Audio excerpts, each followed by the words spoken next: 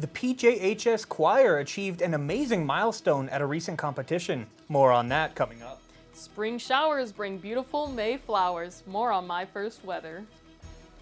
Well, it's slowly getting warmer and zoos are doing their spring cleaning. Some zoos are having some curious ways of cleaning their ponds. This is News 3 New Mexico, your local source for news, sports, and first weather. Welcome to News 3 New Mexico. I'm Thomas Muddy Scal. And I'm Drake Long. Thank you so much for watching. The New Mexico Department of Health has reported that the case count for measles has risen to 54. All but 2 of the cases remain in Lee County, with the remaining being both in Eddy County. A majority of the cases involve unvaccinated residents. State health officials state that while this is not a rapid outbreak, this is still a situation where cases have been steadily rising over time. Between February 1st and April 3rd of this year, over 1,500 residents have been vaccinated with the measles, mumps, and rubella vaccine, nearly doubling from last year. The Department of Health reminds you that if you're experiencing a fever or rash, contact your local doctor or emergency department and tell them ahead of time that you're worried that you might have measles. Alternatively, you can also contact the New Mexico Department of Health hotline at 1-833-SW-NURSE or 1-883-796-8773. This line is staffed by nurses who can give guidance in both English and Spanish related to measles and the vaccination questions. Over the weekend, there was a suspected case of arson. Following the police report and a press release from Governor Michelle Lujan Grisham, we reached out to both the Republican and Democrat chair for the Roosevelt County.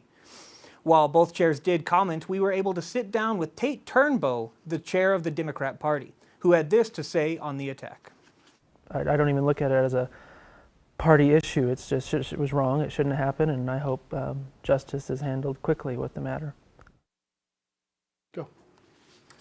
The chairwoman of the Republican Party also emphasized the press release from New Mexico GOP, saying, "We are grateful no one was harmed. Such violent acts have no place here in the political process, and we here in Roosevelt County agree with her and believe those who resort to violence or to intimidate or silence others should be prosecuted to the fullest extent of the law." Zoos around New Mexico are preparing to open up more exhibits as the weather gets warmer, but sometimes they need a little extra help. Earlier this week, firefighters from the Alamogordo Fire Department lent a hand to the Alameda Park Zoo. They took a quack at using their fire hose to clean up the duck pond, and it paid off. The pond is now clean and ready for the grand reopening of the duck pond, coming up soon. Tax day is coming up in just under 2 weeks on April 15th, but there's still time to file your return. There are many ways, free and easy, to file your tax return, like the IRS Free File and Free Tax USA. You can also file your state return free at tap.state.nm.us. If you need help, you can find a list of organizations offering help at the Tax Filing Assistance page on the New Mexico Department of Taxation and Revenue website. Well, taxes ain't really fun, but you know what is? Zoos. And I am so excited to go to a zoo soon. Well, I'm sorry to say, but you're going to have to cancel those plans if you plan to do it this weekend. It's going to be snowy. You mean I'm going to have to cancel my weekend trip to Cancun? You are, and you better cancel now so you can get that refund. Oh, no. We're going to be looking at a lot of precipitation coming up this weekend. Luckily, it will ease off as we go into Sunday. As we can see, this rate starts to really peak on Saturday at 5 a.m. and it starts to slowly drop throughout the day. Finally coming into Sunday morning at 5 a.m. and 11 a.m., it finally is down to that really bottom part where we don't have to worry about the precipitation anymore. Though, it could always come back, so be aware of that. Precipitation is no fun, so I do have a 48-hour future forecast right now. As we can see, that storm really circles up and around, coming to cover most of New Mexico, going down into the south and up into the west. As we see, it comes into Albuquerque. Albuquerque is experiencing a little bit more snow than the eastern and western parts, but El Paso will be really getting hit by the rain hitting hard, and Portales as well has a small amount of yellow storm, which is a very hard storm, coming up into it. That's all I have for now, but stay tuned for tonight because we'll be mourning the sun on my full forecast. Back to you, Drake. Thank you, Lainey. Eastern New Mexico University proudly presents the 48th Annual Jack Williamson Lectureship on April 10th through the 12th. The theme for this year's lectureship is Worlds Beyond. This year's event also proudly welcomes award-winning Darcy Little Badger as the guest of honor. Darcy is a Lipan Apache writer with a PhD in oceanography. Her critically acclaimed debut novel, Elatso, was featured in Time magazine as one of the best 100 fantasy books of all time.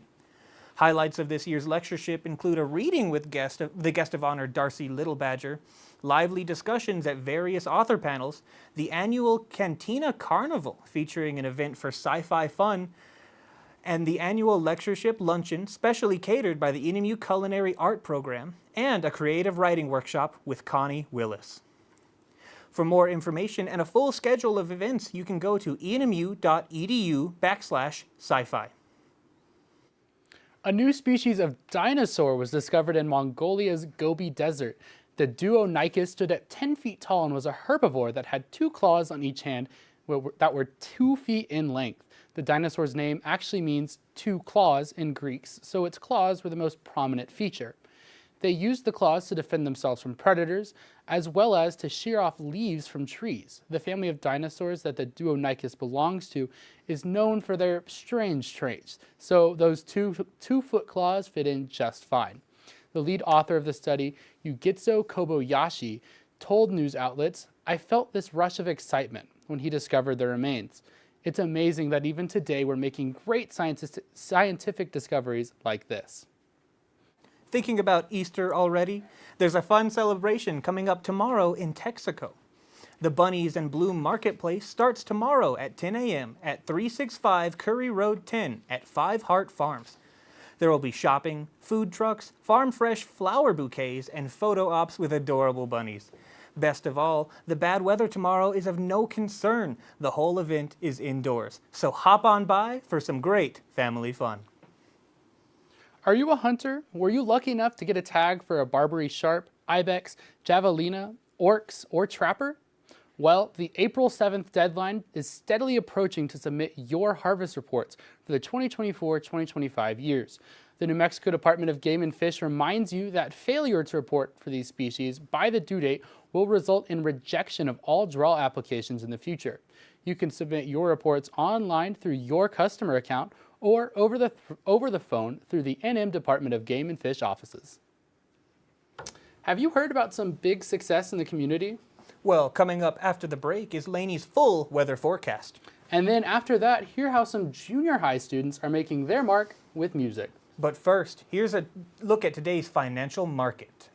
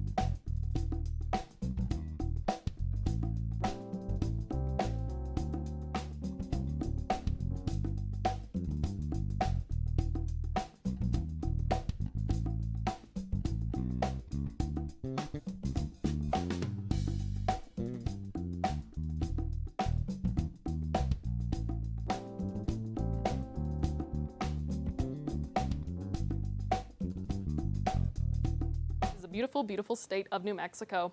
Having snow moving up towards Albuquerque and really hitting eastern New Mexico, specifically in Roswell currently, but it will boom up to Portales with some heavy, heavy rains and possible sleet and snow. Roswell is currently getting hit, and actually we're going to take a live look at it with our live camera feed. Oh wow, it's luckily lightened up a little bit, still very rainy and cloudy up there, but it was snowing earlier, so luckily it's not anymore. Anyways, back to you, Lainey. Thanks, Lainey. Moving on, we'll be talking about the types of precipitation that we will be experiencing. Now, as we move into the spring season, we kind of forget what there is: freezing rain, sleet, snow. As we get below 32 degrees, we find that the roads freeze over, and those can become dangerous, dangerous driving conditions. They can cause your car to slide, and they make really big trouble for trucks that travel. Remember that if you hit black ice with freezing rain or sleet, to keep your steering wheel straight, do not hit the brake, and take your foot off of the acceleration to slow yourself down slowly and come to a safe stop. It is important that we do that. Moving into our current temperatures, we'll be seeing 53 in Farmington and a chilly 36 in Gallup, with 47 in Roswell and 48 in Portales, and 50 in Clovis. Tonight's lows going down to freezing at 16 in Gallup and 27 in Farmington, 24 in Portales, and 22 in Clovis and Tucumcari. Tomorrow's highs are not going to be much warmer, with a chilly 41 in Albuquerque as well as a 31 in Ruidoso, 40 in Roswell, 34 in Portales, and a 32 in Clovis. As we move into our 7-day forecast, we want to take a nice big look at this, as it'll tell us what we're going to be experiencing in this precipitation. 100% precipitation in Saturday in Roswell, with 40 degrees as the high and a low of 27, moving up into the 80s as we get to Wednesday, Thursday, and Friday, but still staying in those low temperatures of the 40s. Carlsbad, no better, with 100% chance of precipitation on Saturday and a little bit of cloudiness on Sunday. Luckily, it will become more sunny as we get through the week, and again, going up until those 80s. A high of 87 on Thursday, and they're getting a little bit more warmer lows at 51 for Thursday and Friday.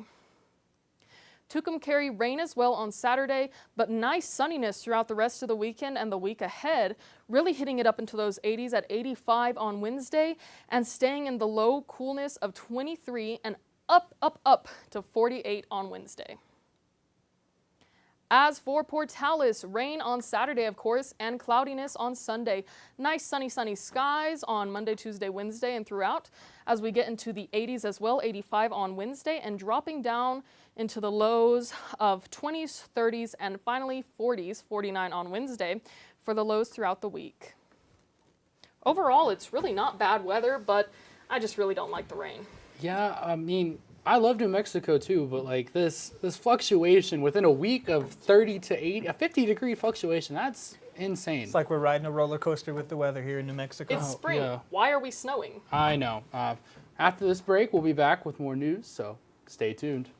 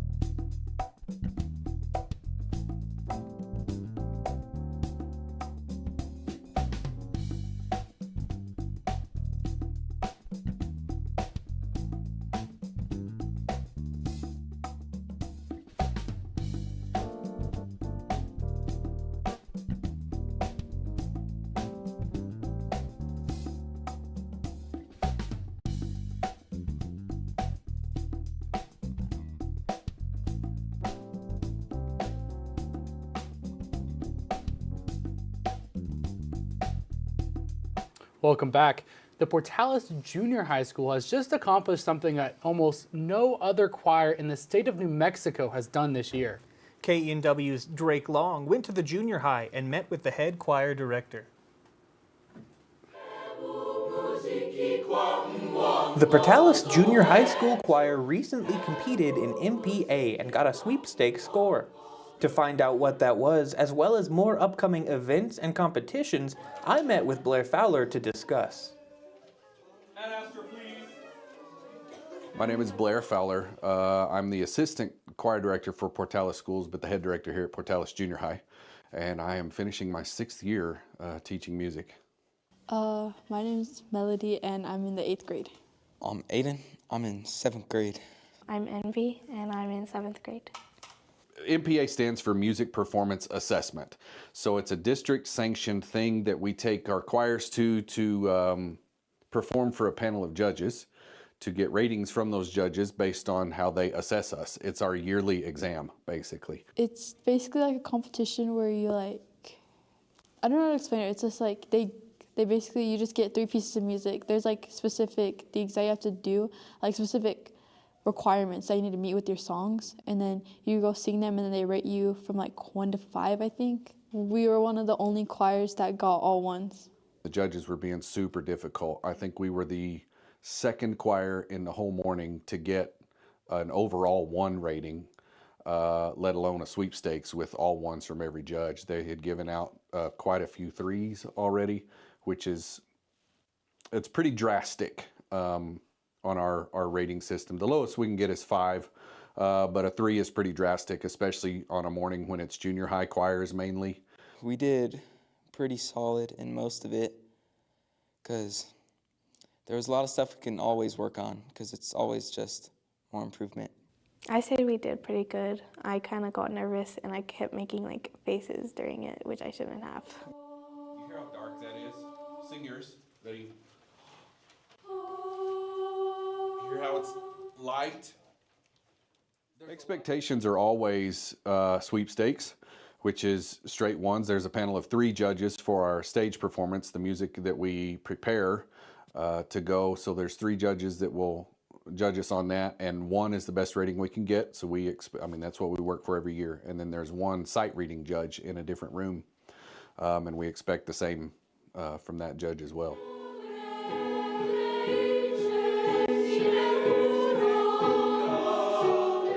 So we have our solo and ensemble competition, which is an individual competition for the students. They can prepare a solo and go with a piano accompaniment to sing for a single judge just by themselves and get a rating based on the same rating system we do at MPA, so a 1 through 5 with 1 being the best. I like the more serious songs, like the ones that you get to go like high kind of on. I don't know, I like those kind of songs. That's like my favorite part.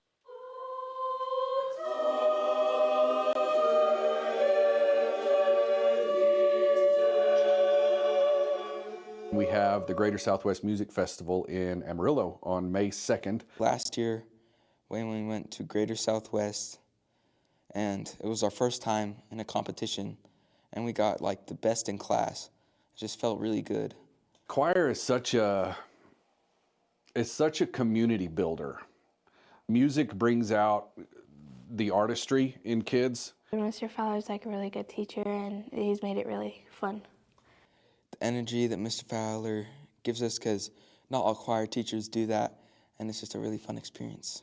Man, if a kid wants some unique community, he needs to be in music. She needs to be in music. Find a band, find a choir somewhere that will give you a community to belong to. It's a great place. It's a good experience to like get out of your shell and do some new stuff. It's very fun, and I would recommend it. I'd say if you have an open mindset for it, then you should totally do it. This has been Drake Long with News 3 New Mexico, signing off. You know, it's fantastic getting to see that the hard work that these kids have been putting in is finally paying off. If you're looking to see more of the PJHS Choir, the 4th annual Spring Thing, titled On the Road Again, will be held May 8th and 9th at 6 p.m. in the Portales High School's Performing Arts Center. So be sure to show out and support your local schools. Coming up after the break, we'll have KJ's full... including a look at the KENW baseball team and how they're doing so far. So stay tuned.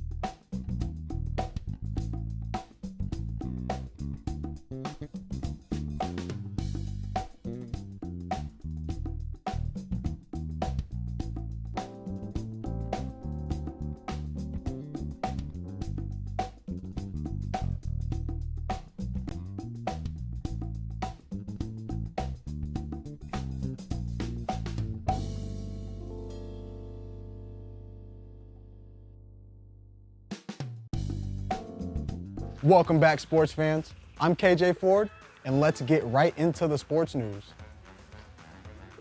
The men's and women's NCAA Final Four is finally here. On the men's side, every team remaining is a 1 seed. The Auburn Tigers will take on the Florida Gators tomorrow at 4:09 p.m. This game will be followed by the University of Houston and Duke at 6:49 p.m. tomorrow night.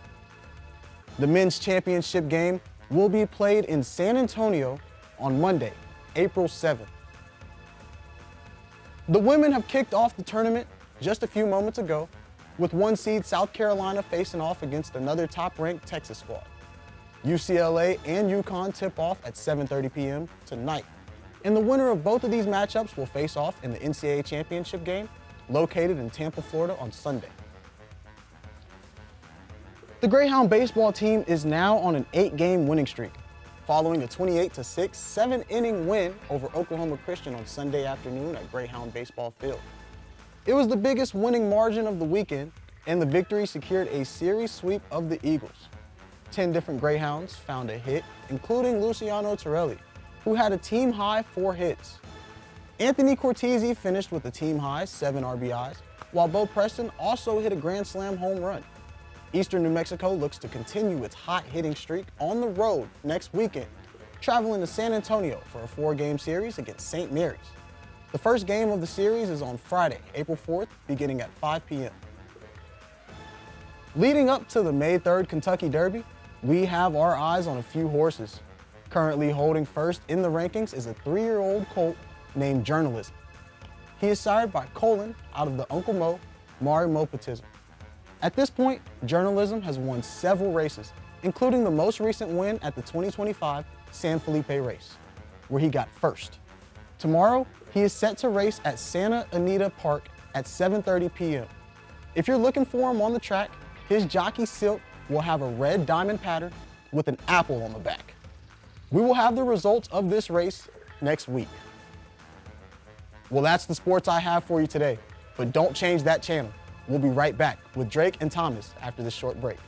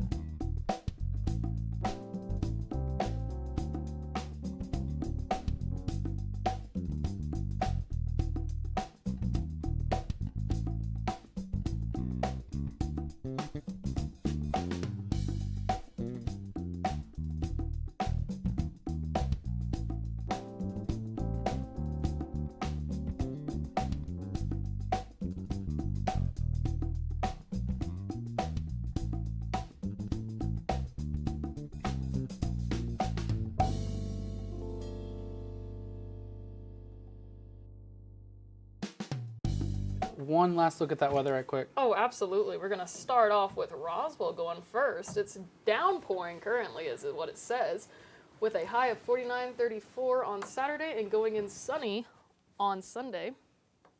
Santa Rosa at 51, 35, 50, cloudy for Friday and Saturday, sunny on Sunday, of course. Friday and Saturday for Carlsbad, rainy, but sunny with a little bit of cloud coverage on Sunday and raining for Friday and Saturday, and then sunny on Sunday for Portales. That's really great. Welcome back, KJ, by the way. It's nice to be here, man. That rain is something serious right now. It is absolutely horrendous, and it's not going to stop yet.